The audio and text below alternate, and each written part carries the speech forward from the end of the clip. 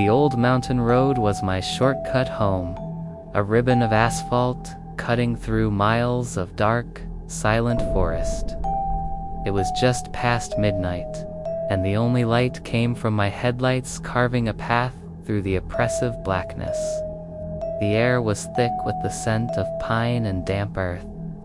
I had the windows down, letting the cool night air whip through the car, trying to shake off the fatigue from a long day. That's when I saw it. A flash of white fur caught in the high beams. I slammed on the brakes, the tires screeching in protest against the pavement. The car swerved violently before coming to a shuddering halt. My heart was hammering against my ribs. I knew what had happened. I'd hit something. Taking a deep breath, I switched on my hazard lights and slowly opened the car door. The forest was eerily quiet now, the only sound the frantic thumping of my own pulse.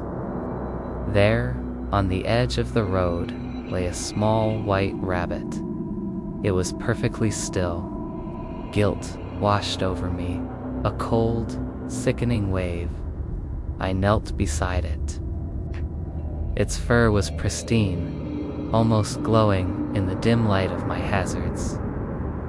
There was no visible injury, no blood. It just looked asleep. As I reached out to touch its soft fur, its head twitched. Its eyes, two dark, glassy orbs, snapped open and stared directly into mine. They weren't the eyes of an animal. They were intelligent, aware, and filled with a chilling, ancient coldness. A shiver ran down my spine, a primal fear I'd never felt before. I snatched my hand back. The rabbit slowly, unnaturally, pushed itself up. Its movements were jerky, like a puppet on strings. It stood on its hind legs, its form silhouetted against the dark woods. It was taller than any rabbit should be, its ears long and pointed, like daggers aimed at the moonless sky. Then it opened its mouth, and a sound came out that was not a squeak or a chitter, but a low, guttural whisper that seemed to echo from the trees themselves. "You are on our road," it rasped, the voice a dry rustle of dead leaves. I scrambled backward, my mind screaming. This wasn't real. It was a hallucination, a trick of a tired mind. But the rabbit took a deliberate step toward me, then another. Its shadow stretched, morphing into something monstrous and vaguely humanoid. The forest, once silent, now seemed to breathe around me. The whispering grew louder, a chorus of voices joining the first one, all saying the same thing. "You are on our road." They came from every direction, from the trees, from the ground, from the air itself. Panic seized me. I stumbled back to my car, fumbling with the door handle, my hands shaking so badly I could barely get the key in the ignition. The engine roared to life, and I didn't hesitate. I slammed the car into drive and floored the gas pedal, leaving a cloud of dust and screeching rubber behind me. I didn't dare look in the rearview mirror, but I could feel their eyes on me, 1,000 unseen gazes following me as I fled. I drove until the sun came up, until the haunted mountain road was miles behind me. I never took that shortcut again. Some nights, when the wind howls just right, I can still hear the whispers. A chilling reminder of what waits in the dark, on that lonely stretch of road, for travelers who wander where they don't belong. They say it's just a road, but I know better. It belongs to them, and they are always watching.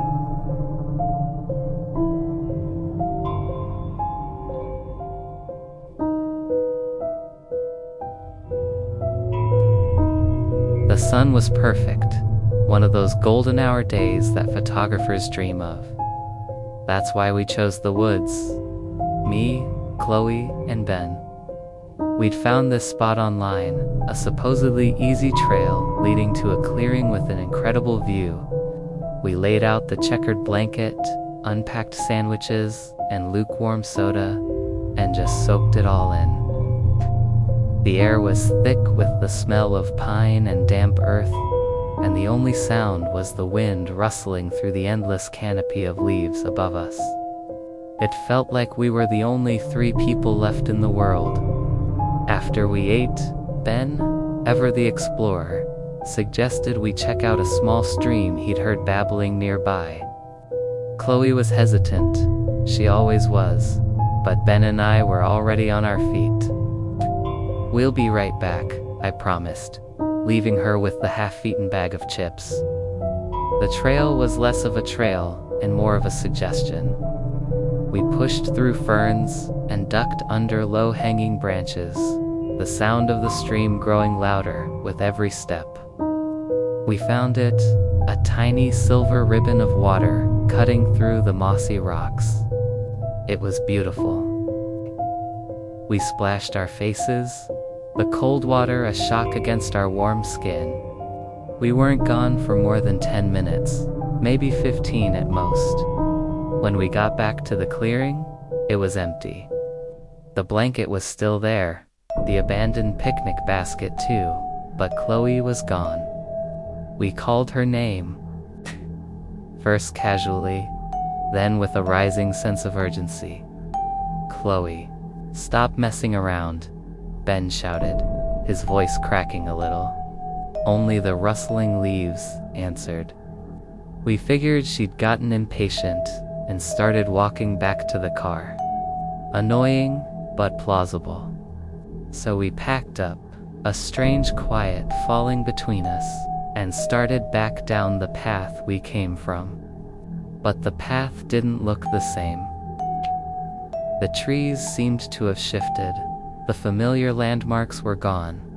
Every turn we took seemed to lead us deeper into the woods, not out of them. The sun began to dip below the horizon, painting the sky in shades of orange and purple, but down on the forest floor, it was already getting dark. Panic, cold and sharp, started to set in. "We're going in circles," Ben whispered, his face pale. I pulled out my phone. No signal, of course. That's when we heard it. A giggle. It sounded just like Chloe, but wrong. It was thin, airy, and seemed to come from all directions at once. "Chloe," I called out, my voice trembling. The giggling stopped. Then we heard a snap. A twig breaking somewhere to our left. We froze, straining to listen. Another snap, closer this time. It wasn't an animal. The steps were too deliberate, too heavy. Ben grabbed my arm, his knuckles white. "We need to run," he hissed. And we did. We ran blindly, stumbling over roots, branches whipping at our faces. The footsteps followed, keeping pace. They were heavy, rhythmic, and relentless. We didn't dare look back. Then, I heard Ben cry out. I turned just in time to see him trip, falling hard. I stopped to help him up, but he just stared past me, his eyes wide with terror. "Don't look," he prayed. But I had to. Standing a few yards behind us, partially obscured by the shadows of a massive oak tree, was a figure. It was tall, impossibly tall and thin, its limbs stretched at unnatural angles. It wasn't Chloe. It wasn't human. It wore what looked like a tattered version of Chloe's favorite red sandals. Everything inside it was a nightmare. It had no face, just a smooth, pale expanse of skin where features should have been.